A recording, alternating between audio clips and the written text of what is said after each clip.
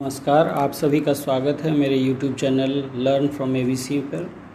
आज हम चर्चा करेंगे UDICE प्लस की।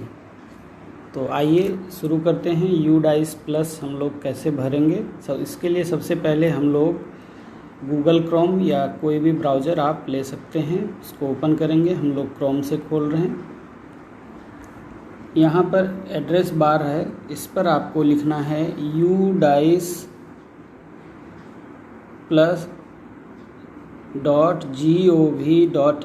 ये आपको यहाँ पर टाइप करना है। तो इस तरह का एक इंटरफेस आपके पास खुलकर आएगा। यहाँ आपको लॉगिन करने के लिए कहा जा रहा है। तो यूज़र आईडी जो होगा आपके स्कूल का UDICE कोड होगा, और जो आपका पासवर्ड होगा वो आपको ब्लॉक MIS कोऑर्डिनेटर जो आपके होंगे वहाँ के द्वारा आपको मैसेज और मेल के माध्यम से प्राप्त हो चुका होगा। अगर नहीं प्राप्त हुआ है तो आप उनसे संपर्क करके प्राप्त कर सकते हैं। तो चलिए हम लोग यहाँ पर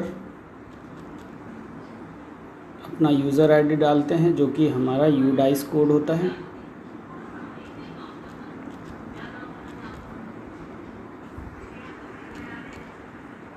पासवर्ड जो होता है वो 8 कैरेक्टर का होता है, और 8 अंकों का जो पासवर्ड होगा उसमें एक कैपिटल और एक स्मॉल, एक स्पेशल कैरेक्टर और एक नंबर का होना ज़रूरी होता है। इन सब के कॉम्बिनेशन से मिलाकर आपका पासवर्ड बना हुआ होता है। तो उस पासवर्ड को आप यहाँ पर डालेंगे।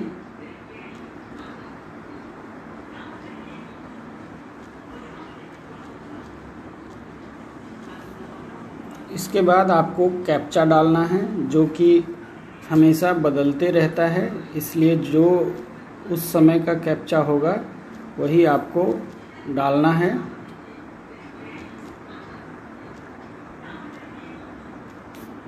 और कैप्चा डालने के बाद आप यहाँ पर नीचे लॉगिन वाला बटन प्रेस करेंगे तो आपके पास इस तरह का एक इंटरफेस खुलकर आ जाएगा।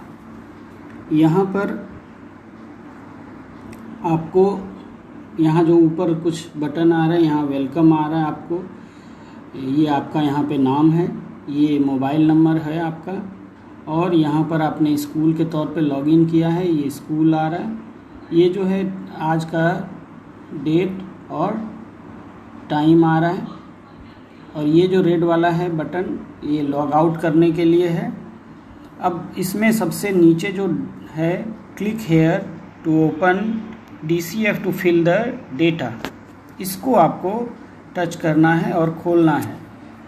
अब इसके नीचे आपको ब्लॉक MIS और डिस्ट्रिक्ट MIS जो भी आपके हैं वो उनका कॉन्टैक्ट नंबर और नाम दिया हुआ है। आप इस पर टच कर उनका नाम और नंबर, यदि आपके पास नहीं है तो आप पता कर सकते हैं। ये ब्लॉक MIS जो हम लोगों के हैं उनका नंबर है, और ये जो डिस्ट्रिक्ट MIS हैं ये उनका नंबर है। आप यहाँ से पता कर सकते हैं। यदि कोई आपको जानकारी चाहिए या अभी तक आपको पासवर्ड आप उपलब्ध नहीं हुआ है तो आप उनसे संपर्क करके पासवर्ड ले सकते हैं।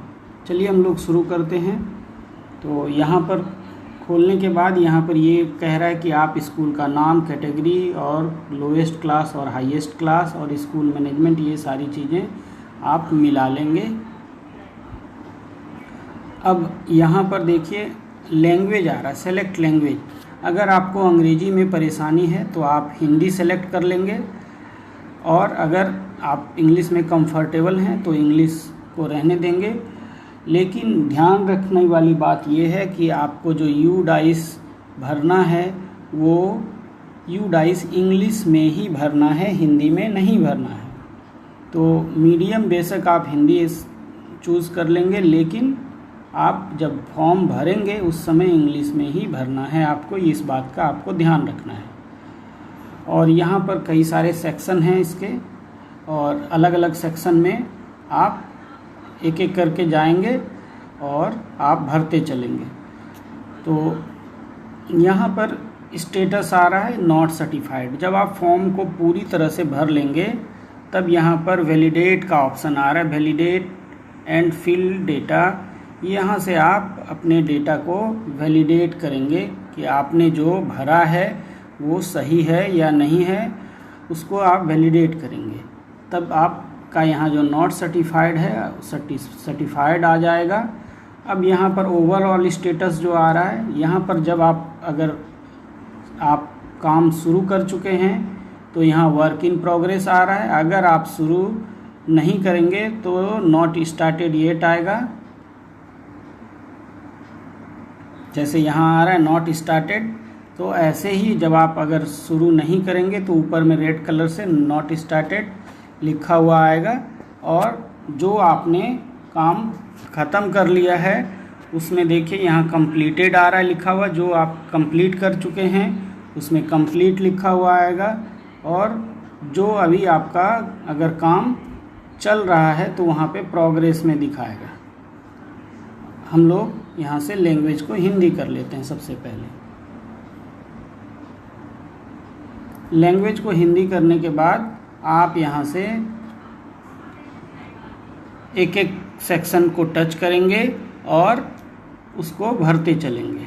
याद रखना है कि आपको कि आप जो डेटा पहले से भरा हुआ है आपके पास, उस डेटा में आपको ज़्यादा छेड़छाड़ नहीं करनी है। उसमें आप ज़्यादा छेड़छाड़ नहीं करेंगे। जो रिक्वायर्ड फील्ड है जिसमें बदलाव हुआ है उसी को आप भरेंगे। अदरवाइज जो पहले से डेटा है उसको आपको एज इट इज रहने देना है।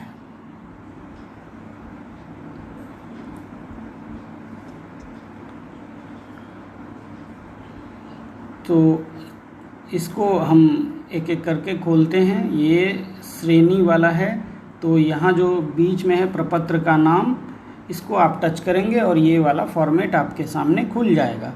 यहाँ देखिए आपको काफ़ी सारा इन्फॉर्मेशन आप देख रहे हैं पहले से भरा हुआ है। तो अगर इसमें कोई चेंज नहीं हुआ है तो आप इसको ऐसे ही रहने देंगे। और आप नीचे में आएगा जमा करें और आगे, तो इसको आपको टच करना है। ये अब अगले सेक्शन में आपको अपने आप लेकर चला जाएगा। यहाँ पर देखिए पहले से मीडियम वगैरह भरा हुआ है, तो इसको कुछ नहीं करना है। अगर आप इसको यहाँ आ रहा है जैसे कार्य दिवस, तो इसमें आप भरेंगे शिक्षण दिवसों की संख्या गत शैक्षिक वर्ष में जितनी भी होगी इसको आप भरेंगे। पर ध्यान रखना है कि वो 365 से ज़्यादा नहीं हो। यहाँ बच्चे कितने देर तक आपके विद्यालय में रहते हैं और आप कितने देर तक रहते हैं, ये सब डिटेल भरना है। और इसको भी आप जमा करें और आगे, अगर आपको अभी नहीं भरना है ये वाला सेक्शन तो आप जमा करें और आगे में नहीं जाके आगे वाले पे चले जाएंगे। इसी तरह से आप देख पा रहे हैं कि जो बहुत सारी चीज़ें इसमें पहले से भरी हुई हैं, तो उनको आपको चेंज नहीं करना है। आप जो भरा हुआ है उसको रहने देंगे एज इट इज़, उसमें चेंज नहीं करेंगे। अब टीचिंग और नॉन टीचिंग स्टाफ एक जगह आपको भरने के लिए आएगा।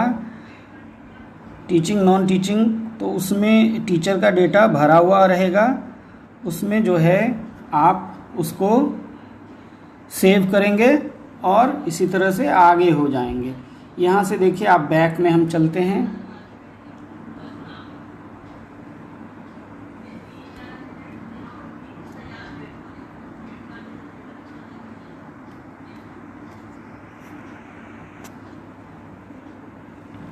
उसके बाद यदि कोई टीचर आपके स्कूल के जो टीचर हैं वो सेवानिवृत्त हो गए हैं या वो मृत हो गए हैं या उन्होंने रिजाइन दे दिया है, तो उनका नाम वहाँ से हटा देना है।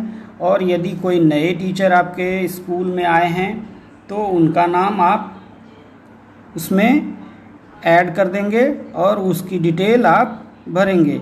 जो इनरोलमेंट है वो 20-21 का आपको भरना है और वो आप कैटेगरी वाइज उसमें भरेंगे। उसके बाद जो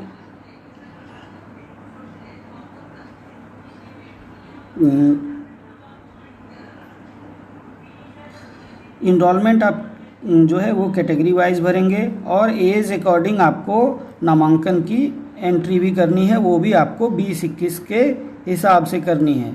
जो आपको प्रोत्साहन मिली है, जैसे आपको किताबें मिलती हैं, यूनिफॉर्म, साइकिल, ये सब जो डेटा आप भरेंगे ये आपको 19-20 के हिसाब से भरना है, 20-21 का आपको नहीं भरना है।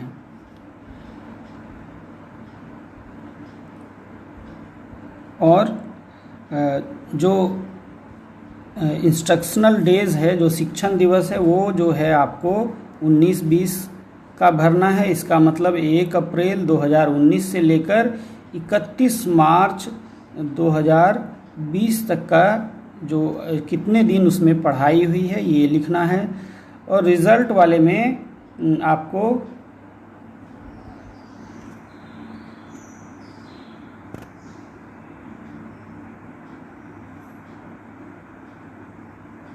ये देखिए जो आपका वार्षिक परीक्षा फल और परिणाम, इसमें जो है आपका क्लास 5 तक का अगर स्कूल है तो क्लास 5 का भरेंगे, मतलब जो आपकी अंतिम कक्षा होगी वहाँ तक का आपको भरना है।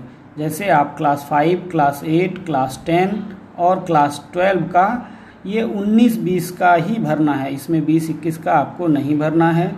जो आपको छात्रवृत्ति वगैरह मिलती है, CWSN को जो फैसिलिटी मिलती है, ये सारी जो है चीज़ें 19-20 की भरनी है आपको।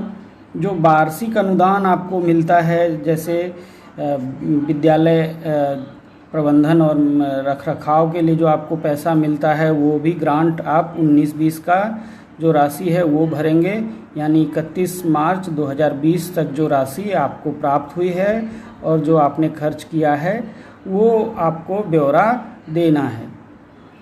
एक बात इसमें ध्यान रखने वाली ये है कि जो शिक्षक अगर कहीं प्रतिनियोजित हैं तो उनका जो आंकड़ा है, प्रतिनियोजित हैं, वहीं से उनका विवरण भरा जाएगा, मूल विद्यालय से नहीं भरा जाएगा।